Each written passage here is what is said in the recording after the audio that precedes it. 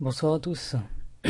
Dans cette vidéo ce soir, je vais vous montrer comment créer un environnement de travail WinPE, donc sur WinPE 3.0 avec l'outil Windows AIK que vous trouvez sur le Download Center de Microsoft. Donc c'est le kit d'installation automatisé pour Windows 7, donc c'est WinPE 3.0. Donc vous devez au préalable télécharger, ça sera un ISO que vous montrez par exemple avec Daemon Tools et ensuite que vous lancerez pour l'installation.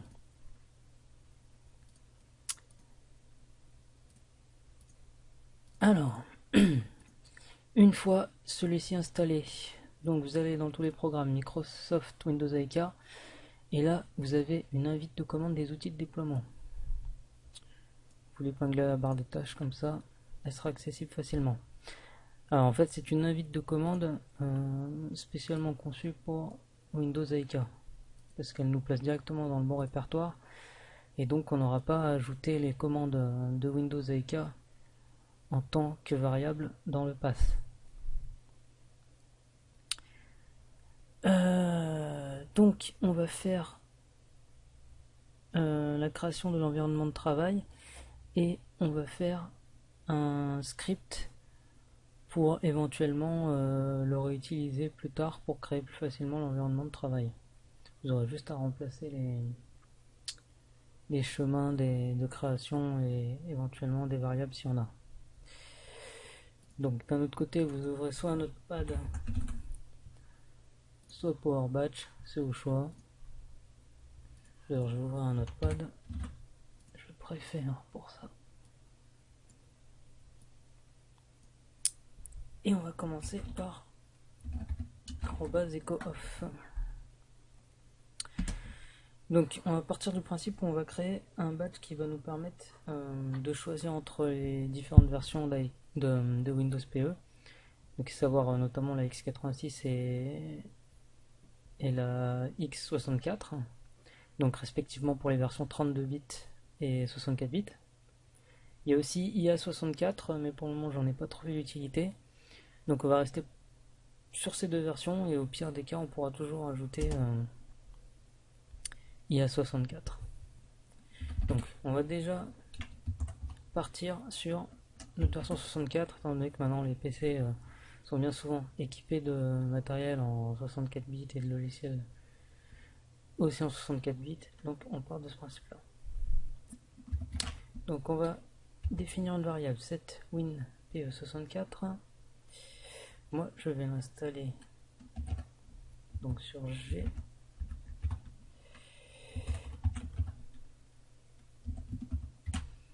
Voilà, donc un nom de variable avec un chemin. Moi j'ai décidé de l'installer donc sur mon disque G parce que c'est celui où je fais tous mes tests, etc. Donc vous devrez changer le chemin et l'adapter à celui de votre ordinateur. On va créer tout de suite l'autre.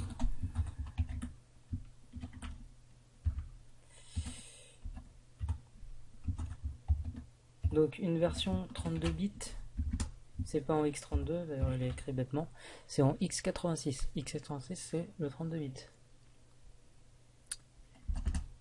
Et enfin, une variable qui sera définie par l'utilisateur, donc /p, set/p.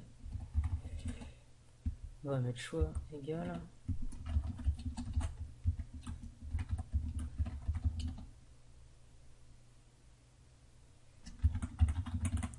On va dire préparer puisqu'il s'agit d'un environnement.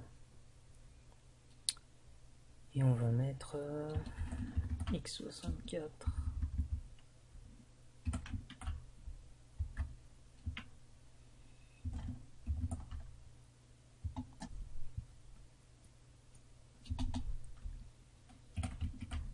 Et x86.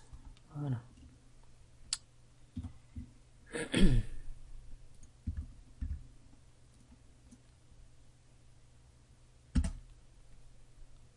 Donc ensuite, si la variable choix, donc celle-ci qui est définie par l'utilisateur, est égal à 1. Donc s'il sélectionne x64, go to, on va l'appeler AMD64, vous comprendrez vite pourquoi.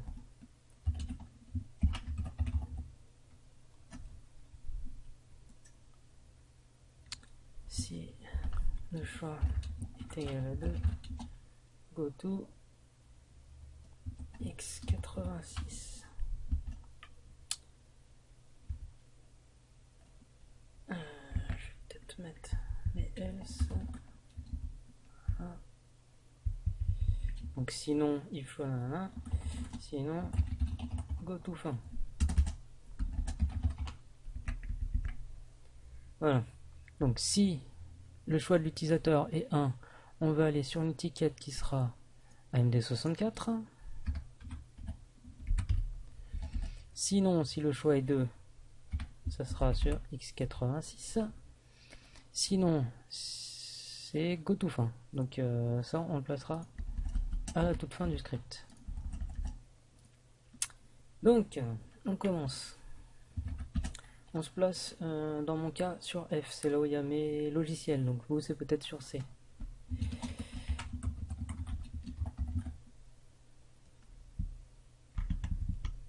Ensuite, CD, Program Files. Windows AK. N'oubliez pas les guillemets devant si vous avez des espaces dans le chemin. Auquel cas, ça ne fonctionnera pas. Voilà. CD, Program Files, Windows AK, Tools, PE Tools. C'est là où se trouve l'invite de commande qu'on a ici. Cette invite de commande, c'est P7env. Donc on l'appelle, elle sera lancée par le script. Ensuite, il y a la commande copy PE qui va copier l'environnement de WinPE. Donc ça va créer concrètement l'environnement de travail WinPE. Donc nous on veut la version AMD64 et voilà pourquoi on l'appelle ainsi. Et on aimerait que ça se situe dans la variable WinPE64, donc sur G de point WinPE x64. C'est là que tout va s'installer. Donc on pourra bosser là-dedans avec tous nos petits dossiers qui vont se créer là.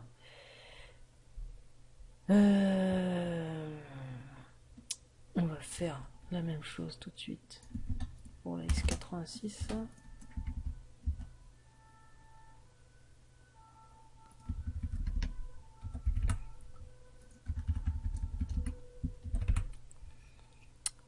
Voilà.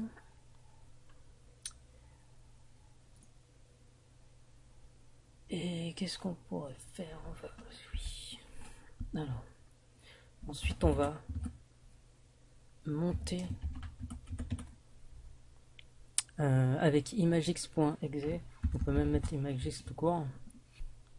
Donc ici c'est un exécutable en l'occurrence qui va nous permettre de monter notre image WinPE. Donc une image WinPE c'est en .wim. Donc imagix mount rw. Alors pour toutes les commandes de WinPE, vous pouvez sortir le fichier d'aide. Donc là vous voyez il y a tout un tas de trucs. Donc nous on veut monter notre image. Donc on veut la monter dans la variable WinPE64, donc sur G2.WinPE x64. Enfin c'est surtout là où elle se trouve. Et WinPE.wim. Donc en fait quand on va faire le copy pipe AMD64 donc sur cette variable ici, on va obtenir des dossiers et tout un tas de fichiers, notamment cette image qu'on va pouvoir retravailler. Donc dans un premier temps on va devoir la monter. Concrètement qu'est-ce que ça fait quand on la monte? Et ben c'est très simple. Je vais carrément vous montrer, vous y verrez plus clair.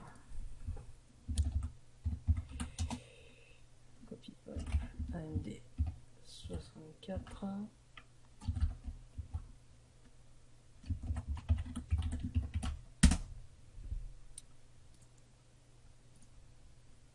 Voilà, donc là j'ai fait la commande copy pipe, copy PE plutôt. Et donc j'ai obtenu tous ces dossiers et ces fichiers. Donc voici notre image .wim. Et donc quand on va la monter, pas s'embêter.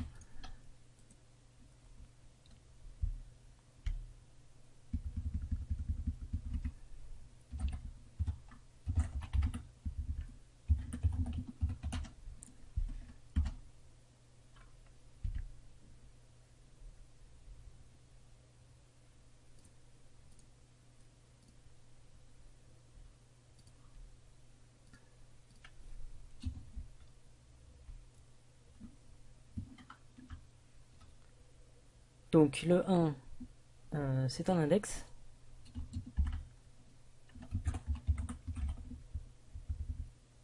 Je suis en train de mettre mes variables alors que j'en ai pas, c'est vrai.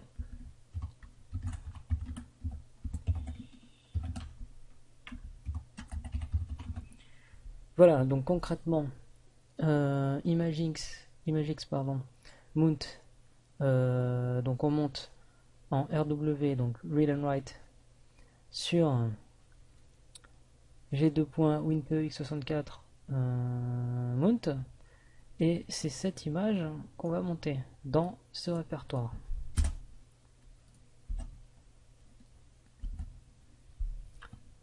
Voilà, donc là il fait son travail.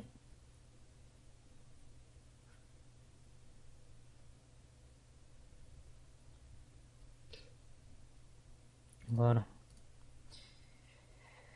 Alors, on va aller check. Donc, dans Mount.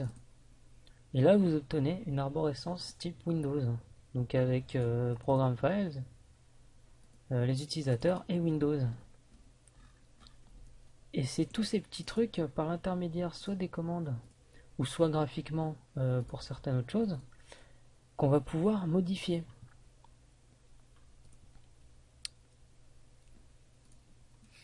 Donc, là, je vais compléter mon script. Donc, on a dit index 1.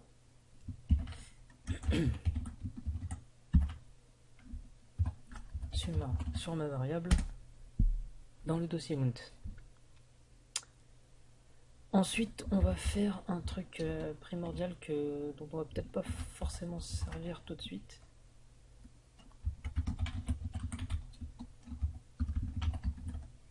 Donc on va copier depuis le dossier Windows AIK Tools et l'architecture, donc AMD64, le dossier en question, l'exécutable ImageX. Alors pourquoi? Parce que si vous ne le copiez pas, donc le système 32 de votre WinPE qui est monté là, de votre image WinPE qui est montée, et ben vous ne pourrez pas l'utiliser en lançant cette image par exemple depuis le réseau. Donc vous démarrez, mettons une machine sur le réseau avec cette image.wim, et ben vous ne pourrez pas vous servir d'ImageX puisque vous ne le possédez pas. Donc il faut le copier dans le système 32.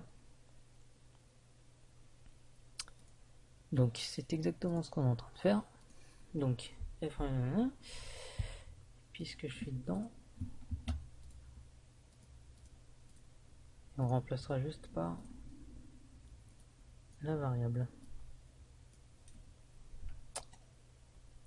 Donc qui est WinPE 64. Voilà.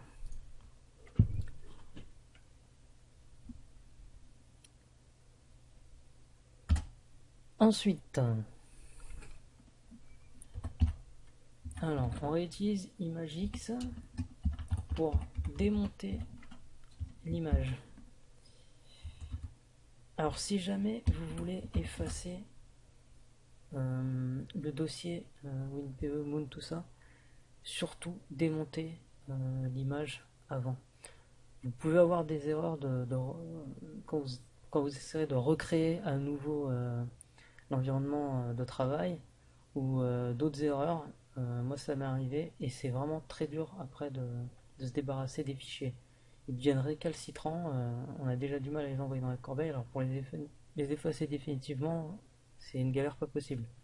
Si toutefois ça vous arrive, vous téléchargez un petit utilitaire qui s'appelle Unlocker et ça vous permettra vraiment de kill tous les processus qui sont liés aux fichiers récalcitrants et aussi peut-être de les supprimer lors d'un démarrage système. Enfin, en tout cas, ça fait son boulot quoi. Donc, on démonte l'image qui se trouve donc dans Mount. Et surtout, quand on la démonte, on rajoute cette petite option qui est slash commit. En fait, ça veut dire que ça va valider tous les changements qu'on a apportés à l'image.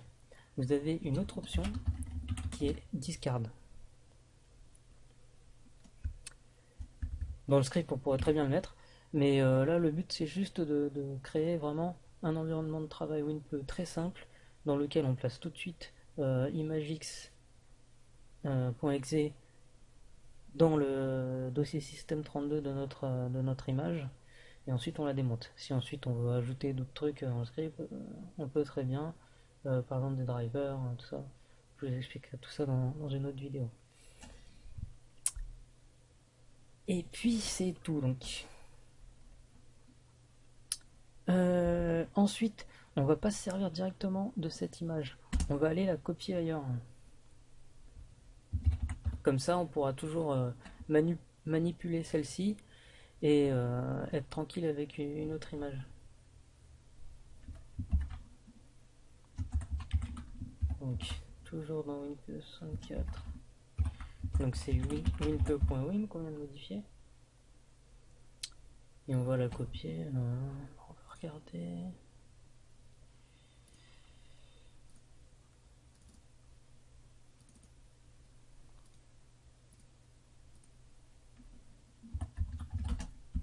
Voilà, on peut la copier dans l'image par exemple. Alors étant donné qu'on va s'en servir plus tard dans une autre vidéo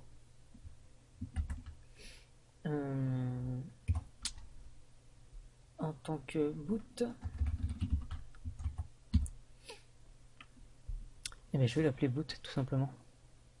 Donc copie winpe.wim vers boot.wim, donc ça va prendre ce nom là.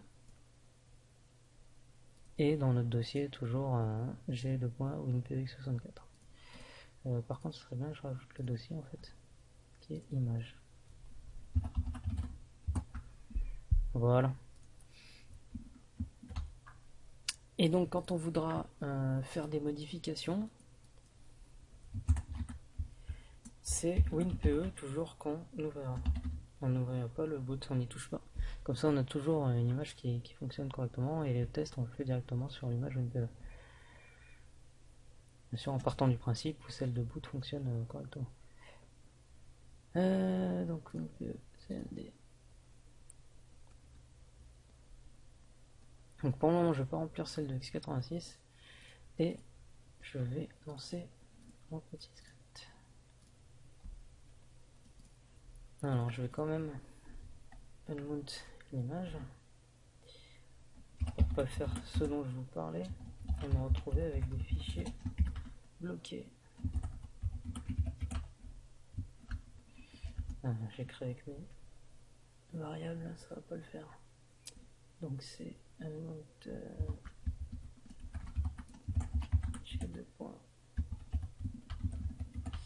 x64 mount slash discard. J'en ai peut-être mis.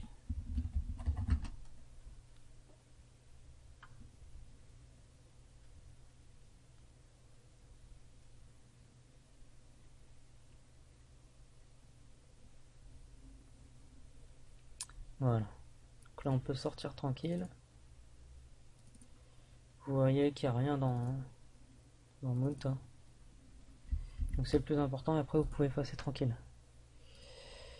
Et donc là, on va vérifier vite fait, c'est bien verger depuis F. Ok, on lance. Donc quel WinPE voulez-vous préparer? Il faudra virer cet accent.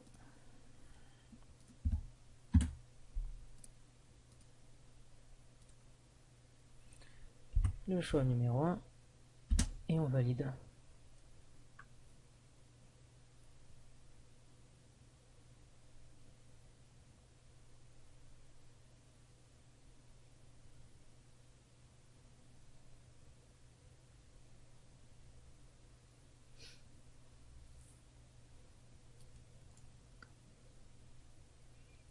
Et voilà. Donc là c'est remonté. Ça a normalement copié le fichier donc ImageX, sauf si j'ai fait une erreur dans le chemin.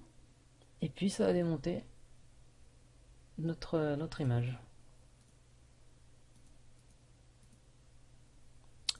On peut vérifier.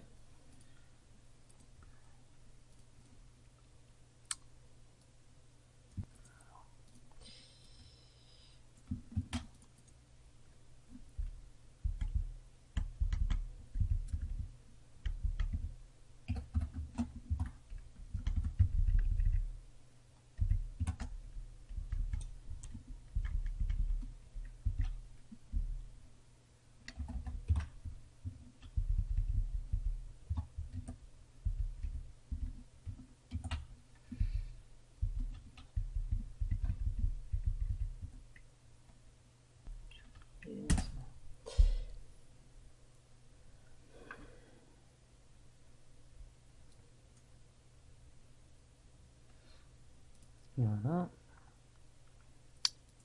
Donc on va dans Mount, Windows, System 32.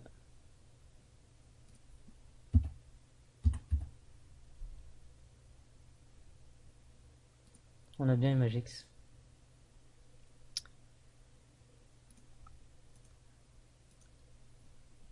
Voilà, la suite au prochain épisode. Ciao.